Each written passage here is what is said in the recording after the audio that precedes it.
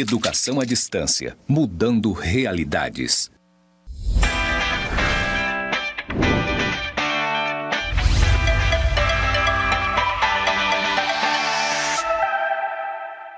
Olá, tudo bem? Eu sou o professor Décio Kerrer Marques, identificado na comunidade dos surdos com esse sinal, e vou lecionar a disciplina de Fundamentos do Trabalho no curso de Gestão Comercial. E agora farei minha audiodescrição. Eu sou alto, tenho 1,80 m, branco, e estou vestindo uma camisa lilás de mangas compridas. Estou também vestindo uma calça jeans azul, sapato e cinto preto. Ao meu fundo existe uma parede branca com a descrição EAD e uma escrita chamada Mudando Realidades. E agora então vou apresentar a aula para vocês. Iniciando então esta aula, eu gostaria de apresentar os objetivos que vão marcar toda essa unidade. Então vamos para os objetivos da aula. Analisar as relações de trabalho dentro do modo de produção capitalista. Então nós estamos focados agora no modo de produção capitalista, que é o nosso enfoque. Verificar o trabalho sob o controle do capital e seus desdobramentos. Impressionante, talvez muitos de vocês nunca ouviram essa expressão, né? Entender que todo trabalho ele está organizado dentro de um sistema. E quando nós chamamos que existe um sistema predominante, é porque ele controla tudo, ele controla até aqueles que são donos das forças produtivas, né? E por isso que é um sistema, senão não era chamado de sistema, né? Constatar o conflito entre o trabalho e o capital. Isso aqui eu já comecei a falar para vocês na unidade anterior, mas agora nós vamos destacar essa realidade, como se dá esse conflito, né? De todo ele não é negativo. Esse conflito é o que impulsiona a sociedade. Sociedades elas vão se desenvolvendo na medida que esse conflito vai se tomando força, né? E compreender em que medida o trabalho perde o valor econômico. Impressionante, né? Ainda mais no cenário que nós estamos vivenciando hoje, não só no Brasil, mas no mundo. Ontem saiu uma pesquisa, se não me falha a memória, foi a própria publicação do IBGE. 35% dos jovens não estudam e não trabalham, né? Então vejam só que situação. E aqueles que trabalham, nós estamos trabalhando num local de trabalho organizado muito precarizado. Muitos de nós já trabalhamos sob a tutela do chamado trabalho intermitente, sem direitos. Nós temos a uberização do trabalho e nós que, no caso, esse que vos fala, está num tipo de trabalho organizado que é chamado de estabilidade, está sob ameaça. Então, nós trabalhadores estamos um pouco num cenário, né, histórico, não dos melhores que nós já vivenciamos nos anos 80, 70, né, e etc. Então vamos também entender o que está acontecendo nessas mudanças de organização do trabalho e quais são não as previsões, que a gente não faz previsões, né, mas o que se esperar da organização do trabalho, da consciência que nós trabalhadores podemos ter, e de uma sociedade melhor que quem faz sociedade. De um lado somos nós trabalhadores, do outro evidentemente são os donos do capital. O modo de produção econômico e as determinações humanas. Aqui eu gostaria também de chamar a atenção, se no slide anterior o ponto fundamental é o conflito entre trabalho e capital, aqui é que nós fomos ensinados, inclusive a minha área de filosofia ela é fascinante para isso, em dizer que quem determina as coisas é o pensamento. Quando a gente olha de um modo mais empírico e de constatação real, a gente percebe que o que determina a ação humana não é o pensamento isolado da realidade, e sim o modo de produção econômico que determina o que nós pensamos. Até o nosso tipo de corte de cabelo, a roupa que nós usamos, ela tem um interesse econômico que vai guiar esse prisma, né? Acho que na segunda unidade vai ter uma atividade lá no AVA, justamente para vocês pensarem um plano de negócio. E vocês vão ver que ao fazer esse plano de negócio, vocês vão perceber que o que sustenta, o lastro que sustenta todos os negócios dentro do sistema capitalista é realmente o lucro, que vai determinar o que nós produzimos, o que nós queremos, a postura humana. A gente até conhece um pouco da psicologia humana justamente para fazer uma rentabilidade maior. E isso, consequentemente, vai determinando a própria postura nova, humana, etc. e tal. Pois bem, então agora eu quero explicar para vocês um enigma de como está organizado a geração de riqueza no nosso sistema, e que é algo fenomenal em relação ao modo de produção feudal, por exemplo, e também diferente do modo de produção escravista. Ou seja, algo fascinante, inovador, novo e maravilhoso nessa perspectiva do ponto de vista da mudança da sociedade. Mas existe também características que a gente precisa conhecer e refletir sobre, né, esses detalhes. Então vamos lá. É a famosa fórmula dinheiro, mercadoria, dinheiro. Quem tem capital determina todo tipo de produção que vem depois. E quem não tem capital, o famoso descapitalizado, as pessoas endividadas, que é a maioria da população, não só brasileira, mas mundial, ela vive sob esse controle, que pode parecer até um pouco invisível. Mas a partir dessa constatação, desse estudo, a gente vai perceber que quem nos controla não é tão invisível assim. Então vamos lá. Então, para um processo, um ciclo de riqueza começar a surgir dentro do modo de produção capitalista, é necessário ter um ponto de partida. Esse ponto de partida vamos chamar de dinheiro 1. É alguém ter capital, é isso que nós estamos chamando. O capital em forma monetária, porque o capital pode ter uma forma de terra, por exemplo, o capital pode ter uma forma de uma fábrica, o capital pode ter uma forma de uma escola, por exemplo, o que nós estamos aqui.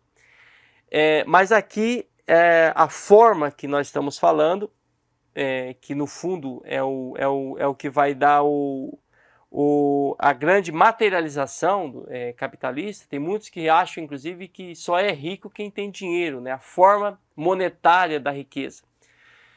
Então, aqui é o que nós estamos falando de forma monetária inicial, ou qualquer outro capital, seja terra, seja fábrica, seja dados, por exemplo, de informação, né? Que são muito importantes no mundo atual. Então, você tem aí um valor que vamos imaginar, vamos colocar como referência 100 reais, né? Coloquemos 100 aqui. Esse é o capital em forma de monetária que nós temos para iniciar, que um sujeito tem para iniciar um ciclo de riqueza. O que ele vai precisar? Então ele vai precisar minimamente de duas coisas. Sem essas duas coisas, a geração da chamada da riqueza no modo de produção capitalista ficaria, não teria condições de sofrer as suas mutações necessárias. Então a primeira coisa, ele vai ter que adquirir matérias-primas, que está chamada aqui de MP. Se você estender sua tela, você vai perceber todo tipo de matérias-primas. E ele vai comprar essa matéria-prima na forma de mercadoria. Então, essa matéria-prima chega até o comércio e lá é comprado em cima de um valor médio. Do outro lado, essa matéria-prima sozinha, ela não consegue ser transformada em uma nova mercadoria. Então vai precisar necessariamente da força de trabalho, FP, que também é adquirida no mercado pelo dono da força de produção, né? Essa força de produção, que é esse capital inicial, o cara compra essa mercadoria. Compra essa mercadoria para gerar um novo produto. E a mercadoria, M também, como aqui está M, só que aqui esse M é de matéria-prima. E aqui esse M é a força de trabalho. Então o dono do capital, dessa força produtiva, que é algo que eu estou dizendo aqui inovador nesse sentido, vai usar a força de trabalho, que é o que nos interessa nessa disciplina, para pegar uma determinada matéria-prima e, num processo real, né, de trabalho, seja lá 1 hora, 2 horas, 24 horas, 36 horas ou 40 horas semanal, lá na produção, essas duas mercadorias, tanto a matéria-prima quanto a força de trabalho em ação, sendo consumida ali, vai gerar uma nova mercadoria, uma mercadoria inédita, que ela é diferente dessa mercadoria força de trabalho, que foi o que pensou, o que planejou, o que executou através de algum equipamento, e vai ser diferente daquela mercadoria que era a matéria-prima inicial. Essa mercadoria vai estar na prateleira de um supermercado, vai estar num aplicativo para ser vendido como processo, por exemplo, um conhecimento, uma forma educacional, vai estar em diversos lugares. É uma proliferação de mercadorias que o nosso sistema tem, que por isso que ele é inovador, né? E o valor dessa mercadoria, vamos colocar o nosso real aqui, ele tem que ser maior, ou seja, superior, por isso que é o D2, né, o dinheiro maior, o valor dessa mercadoria tem que ser maior que o dinheiro inicial. Então vejam só, se a gente conseguir entender essa fórmula, a gente começa a entender como o enigma do capital está funcionando. E aqui não tem muita disposição para a pessoa falar assim, não, eu quero me tornar um capitalista, eu quero me tornar um dono do capital e vou comprar força de trabalho, que seria o empregado, o operário, sei lá como queiram chamar, ou eu vou comprar matéria-prima e vou transformar em novas mercadorias. Não depende do pensamento, como nós falamos no slide anterior. Depende do quê? De você ter ou não ter dinheiro. Então, você entra no sistema capitalista por 2 caminhos.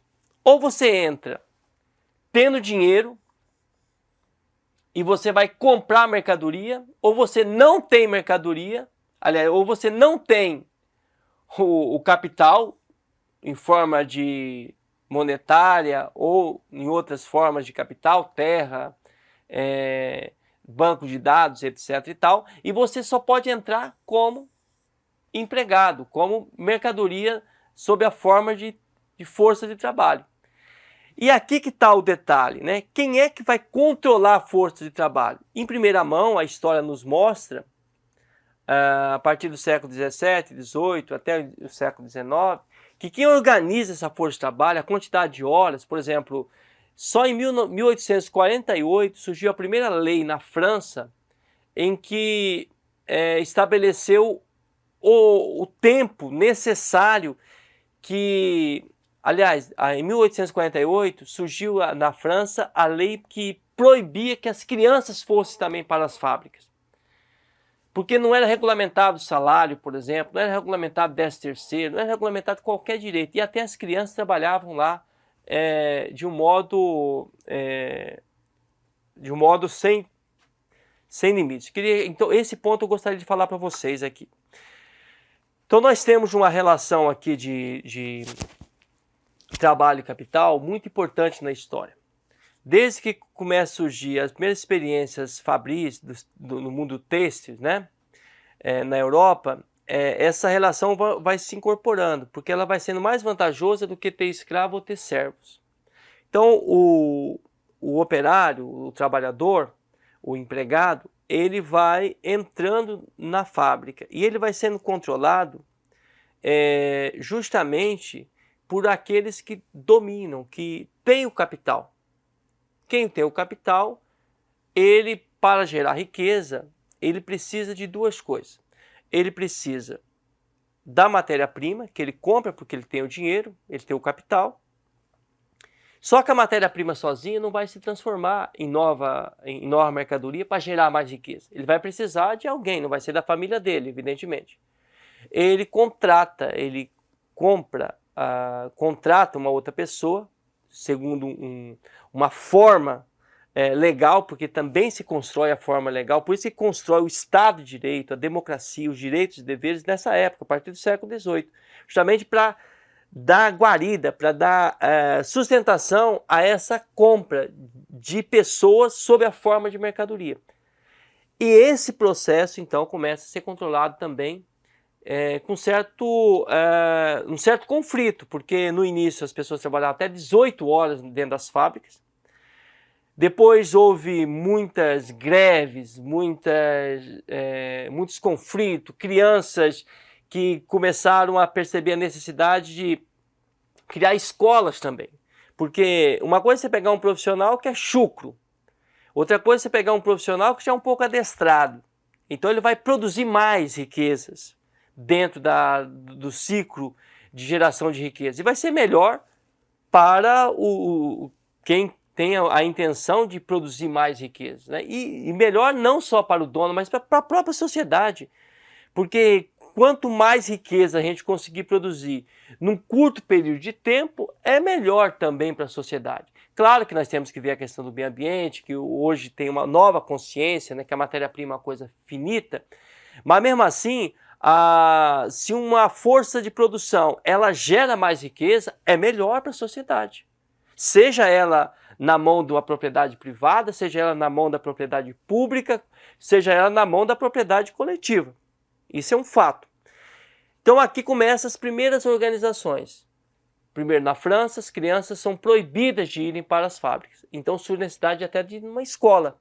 Escola mesmo. A ideia de escola é muito antiga, mas a operacionalização de oferecer escola universal para todo mundo é também nessa nova organização do trabalho, que surge a partir do século XVIII.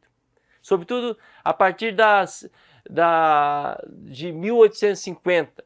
E os conflitos começam a surgir aí, por conta que o dono das forças de produção quer gerar mais riqueza para o seu bolso. Do outro lado, os trabalhadores começam a reagir, querer participar dessa riqueza. Nas próximas aulas, nós vamos perceber que ideias fascinantes vêm com o Fordismo, por exemplo, com o Toyotismo, organizando esse mundo do trabalho, gerando a riqueza, otimizando a riqueza, novas estratégias e sempre pautando, até os anos 80, por exemplo, pautando uma certa distribuição de renda para esses trabalhadores e, ao mesmo tempo, acumulação de riqueza para aqueles que dominam, têm a força de produção de riqueza, né? Dentro do ciclo. Então, esse aspecto eu gostaria de deixar bem claro, que o trabalhador, ele não é que ele quer se vender como força de trabalho. Não é isso. É uma imposição. Eu não tenho capital para comprar alguém nessa situação de mercadoria sob a força de trabalho para me gerar mais riqueza, e a pessoa se coloca nesse local. E assim o ciclo vai funcionando. É uma coisa negativa? Se você olhar do ponto de vista histórico, não, porque houve um avanço em relação a ser servo no sistema feudal e em relação a ser o escravo, se olhar do ponto de vista cíclico. Agora, se a gente olhar do ponto de vista, nesses últimos 100 anos, há um tumulto, há um conflito muito grande e nessa perspectiva de organizar o trabalho, porque dentro do modo de produção capitalista, esse conflito capital e trabalho ele é intransponível, tá? Por isso que está surgindo novos tipos de propriedade, que não são só propriedades privadas da produção, mas propriedades públicas e propriedades coletivas, né?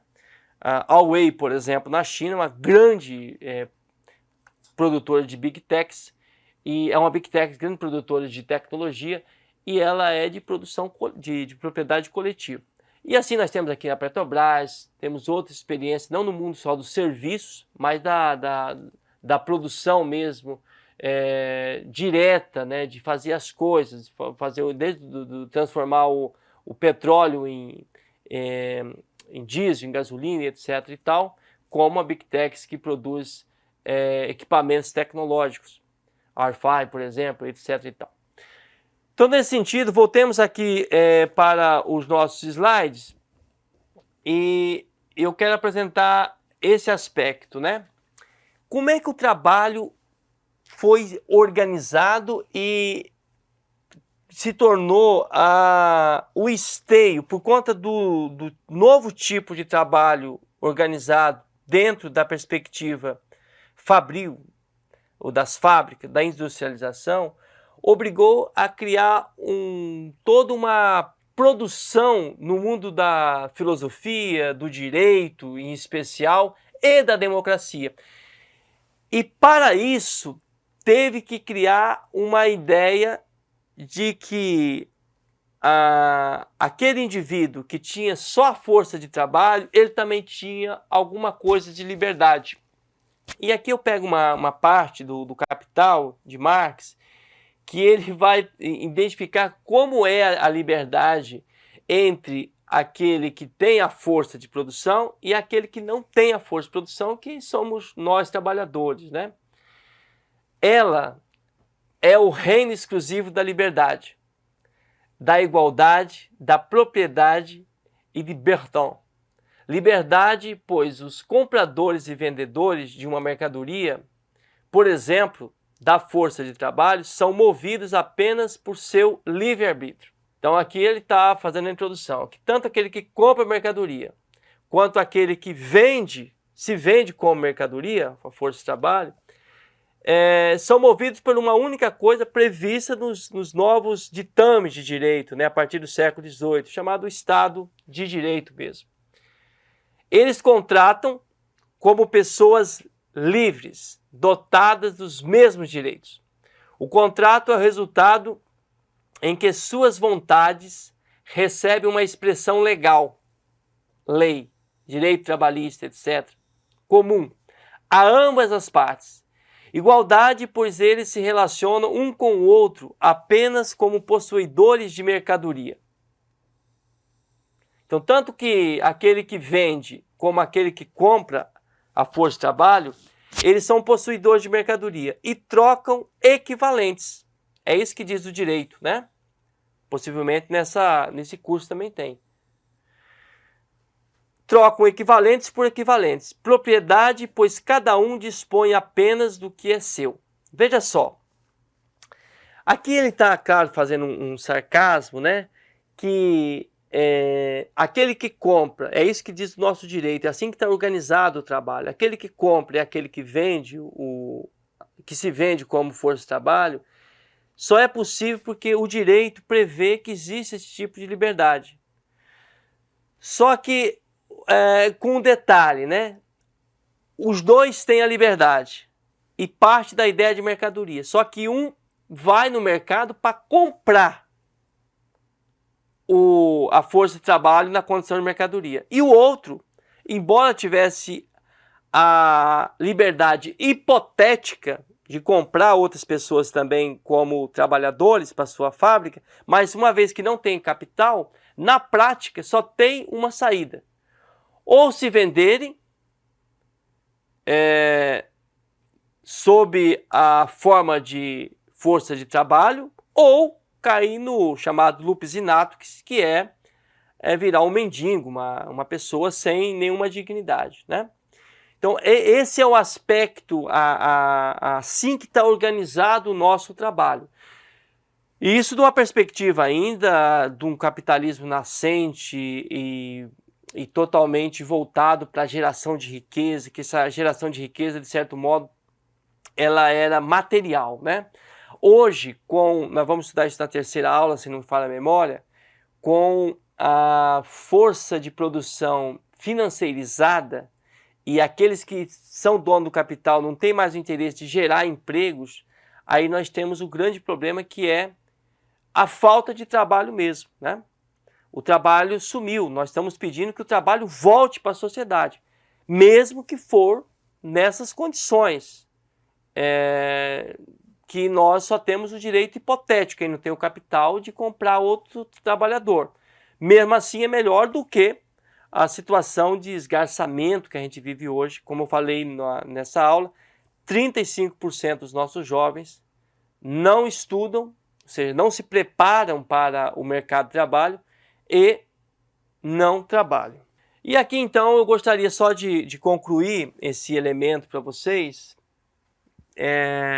Como é que a força de trabalho ela está organizada e consolidada dentro dos ditames legais, né, chamados dos direitos. Então existe uma igualdade jurídica entre os possuidores de mercadoria. Então veja só, quem tem o capital, ele pode constituir a outra pessoa como sua mercadoria, com alguns limites. Essa mercadoria, o que eu vendo para o meu patrão, para o negócio onde eu estou submetido, não sou eu mesmo. É uma coisa interessante, é uma coisa abstrata. Eu vendo a minha força de trabalho em determinada 8 horas, por exemplo. Foi uma grande conquista. Hoje, com a urbanização das coisas, não tem mais horário. A gente vê que as pessoas trabalham de madrugada, qualquer hora, não param para... não tem banheiro, vivem na rua praticamente jogados. E se acidentar ainda, não sabe como vai ter esse direito para um benefício, alguma coisa assim, um BPC, né? Mas numa hipótese de um capitalismo nascente, é o que nós estamos estudando nessa disciplina, então a pessoa era comprada por um determinado horário para prestar serviço dentro daquele fluxo de produção e ela geraria nova mercadoria. Então por isso que ele está falando que a igualdade jurídica entre possuidores de mercadoria. Eu tenho a força de trabalho e o outro tem a mercadoria que é comprada da minha força de trabalho. Então duas mercadorias ali, uma que vende e outra que compra. Só se diferencia por um ser o comprador e o outro o vendedor. Então esse é o trabalho, como é que ele está organizado, né? Que é o que nos interessa aqui, e eu gostaria que ficasse destacado, porque eu vou cobrar isso na avaliação, como o trabalho conseguiu que é um grande avanço, pode parecer uma crítica a isso, mas criar uma igualdade jurídica entre quem pode me comprar, mas compra dentro de algumas previsões legais, colocando hora de início, hora de terminar o meu trabalho, é uma vantagem pensando em relação aos outros modos de produção. Não é ainda o que nós trabalhadores precisamos. Uma sociedade saudável, uma sociedade realmente ideal e justa, ela não poderia ter esse mecanismo falso de igualdade jurídica, mas é um avanço em relação aos outros modos de produção. Então a força de trabalho, você tem a liberdade de, se você não tem capital, você entra como mercadoria. Entrou com mercadoria, o possuidor de dinheiro tem a liberdade, ele tem duas liberdades reais. Ele tem, não, eu não quero comprar ninguém com mercadoria, eu quero me vender. Ele pode, ele tem essa liberdade. Mas é muito raro você ver um dono da força de produção querer se tornar um empregado de uma outra empresa. Ele vai querer comprar nova mercadoria. Então ele tem duas liberdades. Tem a liberdade, o dono do capital, em comprar outra pessoa para gerar mais riqueza na forma de mercadoria, ou ele também se vender como mercadoria para outros empreendimentos. Mas se ele não se vender como mercadoria, ele vai vender mercadorias porque só tem um interesse de um possuidor de força de produção, geração de riqueza numa sociedade, ele contratar outras pessoas para sua empresa para gerar novas mercadorias. Então, de todo jeito, ele compra a mercadoria sob forma de força de trabalho e ele vende outras mercadorias que são feitas no processo de produção junto com a matéria-prima e outras inovações tecnológicas que são postas depois para gerar mais dividendos ao seu empreendimento. E aí, finalizando a aula, a mercadoria aparece no mercado e é oferecida à venda ou é vendida como mercadoria pelo seu próprio possuidor, pela pessoa da qual ela é a força de trabalho.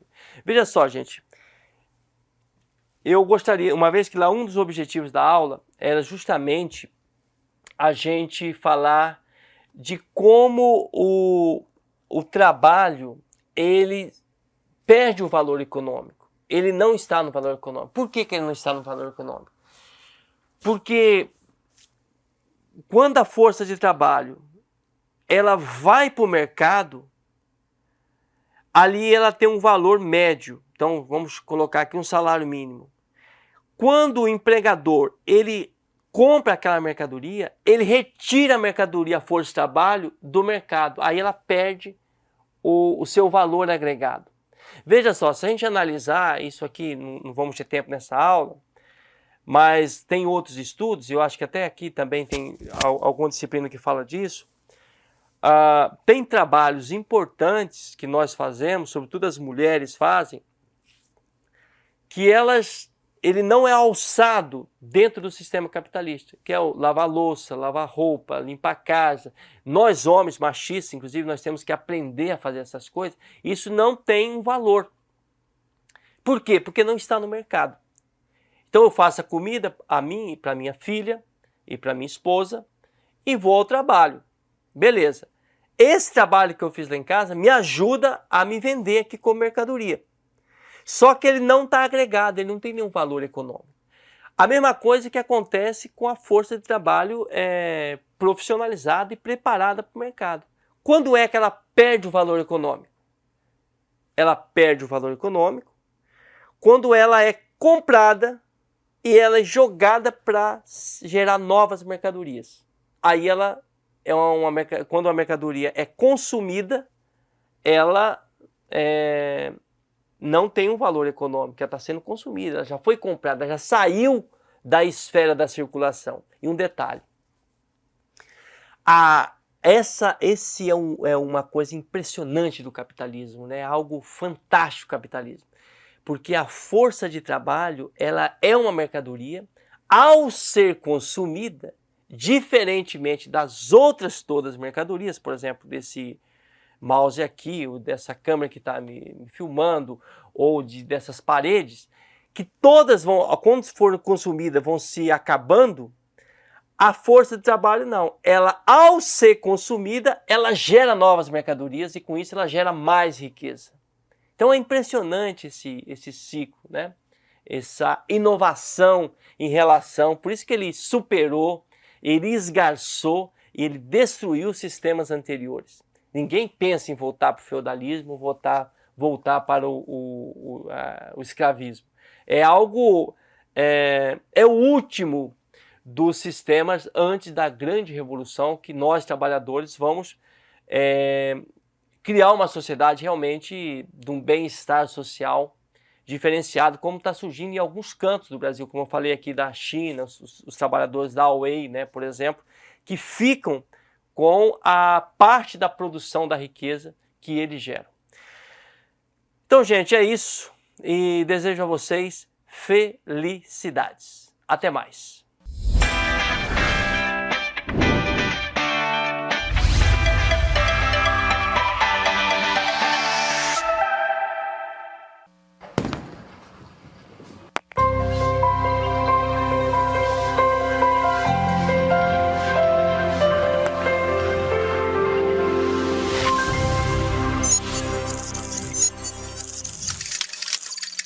Educação à distância, mudando realidades.